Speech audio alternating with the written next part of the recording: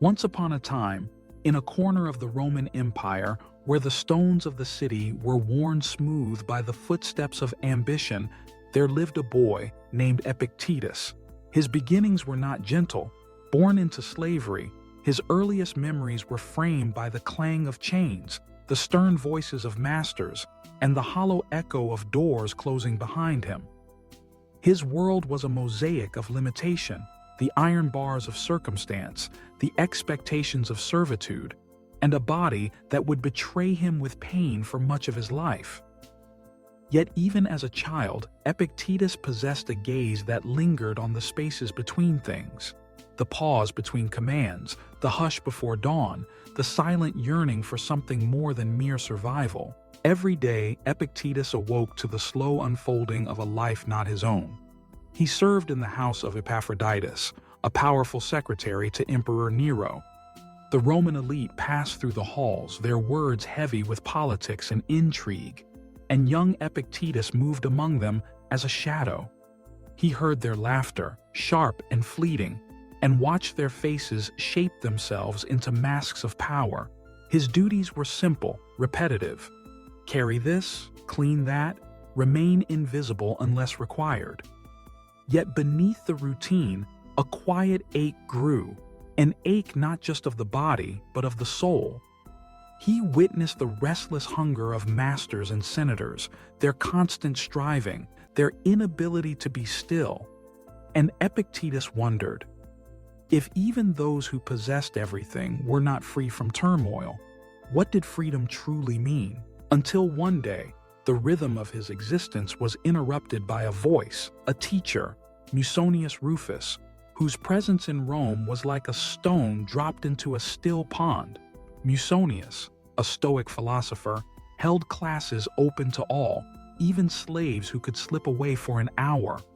Epictetus, drawn by whispers of wisdom, made his way to these gatherings, where words were not weapons but keys. Musonius spoke of virtue, the nature of suffering, and the possibility that the mind itself could be sovereign. To Epictetus, these teachings were a lantern in the darkness.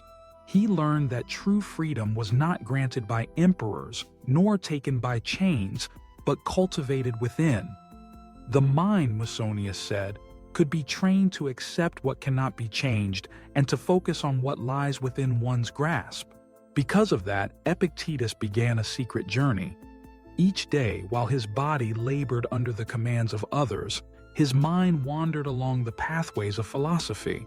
He practiced observing his own thoughts, as one might watch clouds drift across a mountain.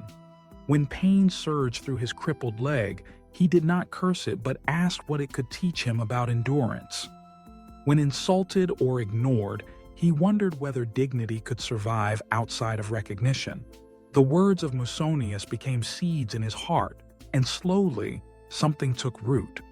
A conviction that he could build a citadel of peace inside himself, no matter how the world raged outside.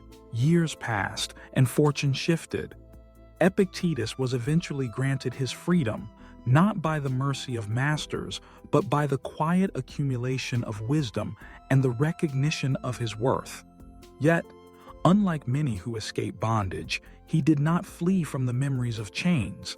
Instead, he carried them gently, as a reminder that the only lasting prison is the one we build in our own minds. Epictetus settled in Nicopolis, a city by the sea, and began to teach. His school was humble, a simple room, no marble columns or golden statues. Students came not for spectacle, but for the promise of understanding. Some were aristocrats, some soldiers, some wanderers battered by the storms of fate. Even an emperor, Hadrian, would one day seek the counsel of the former slave, until finally, the lessons Epictetus had gathered through years of suffering, observation, and transformation crystallized into a philosophy of resilience. He taught that the only thing truly ours is our will, our judgment, and our ability to choose how we respond. We cannot control what happens to us, he would say, his voice calm as a river at dawn. But we can control how we meet what comes. He likened life to a play where we do not choose our role, but we are free to play it with dignity. He spoke of the discipline of desire, the cultivation of gratitude, and the art of letting go. For him, adversity was not an enemy, but a teacher, a sculptor that shaped the soul. And the lesson is that freedom is not found in the absence of constraint, nor in the accumulation of wealth or power, but in the gentle mastery of one's own mind. Epictetus's journey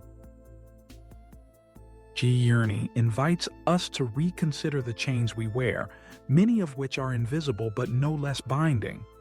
In the modern world, as we rush between obligations, chased by anxiety and the constant hum of expectation, perhaps we are not so different from the boy in the Roman house, yearning for a peace that cannot be bought or commanded. Epictetus's wisdom whispers through the centuries. It is not things themselves that disturb us, but our judgments about them. In the glow of screens, amid the thrum of deadlines and the ache of loneliness, we may find ourselves asking, how can I be free when so much is beyond my control? The story of the slave who taught emperors answers softly, begin within. Notice the thoughts that come and go as leaves on the wind. Honor the pain, but do not let it define you. Practice the art of acceptance, not as surrender, but as strength, the strength to choose serenity in the face of adversity. Like Epictetus, we may discover that the boundaries of our freedom are drawn not by circumstance, but by attention. When we learn to focus on what is truly ours, our choices, our perspective, our response, we begin to dissolve the invisible chains of resentment, fear, and regret. We become, in a quiet and profound way, the authors of our own lives. And so, as the story settles into silence, a question lingers in the air. What chains do you carry today, and what might it feel like to loosen them, even just a little, with the gentle discipline of your own mind? In the hush that follows, perhaps you will sense the echo of Epictetus's journey, a reminder that even in the smallest room, even in the most confining role, the door to freedom is always found within. Let the story be a lantern for your own path. In moments of stress, when the world feels heavy and unyielding, recall the image of Epictetus, sitting in the quiet of his simple school, teaching emperors and wanderers alike that true mastery begins at home, in the soul's unhurried acceptance of what is. Remember that suffering, while inevitable, need not be the final word. It can be the beginning of wisdom, a call to awaken, to step softly into the realm of the present, and to claim the peace that waits beneath the noise. In the end, the journey of Epictetus is not about escaping hardship, but about transforming it. It is about meeting life's challenges with a steady gaze, a compassionate heart, and an inner freedom that cannot be taken. His life is a testament to the quiet revolution that occurs when we learn to govern ourselves. The boy who wore chains became the teacher who broke them, not with force, but with understanding. As you move through your own days, perhaps the story of Epictetus will accompany you as a gentle companion in moments of doubt. When confronted by the pressures of work, the sting of criticism, or the ache of loneliness, may you recall that you possess, always, the power to choose your response. May you find, in the practice of inner stillness, the freedom that eluded even emperors. And so, with a final breath, the story asks, what would change in your life if you believed, as Epictetus did, that your mind is your own, unconquered, untamed, and eternally free?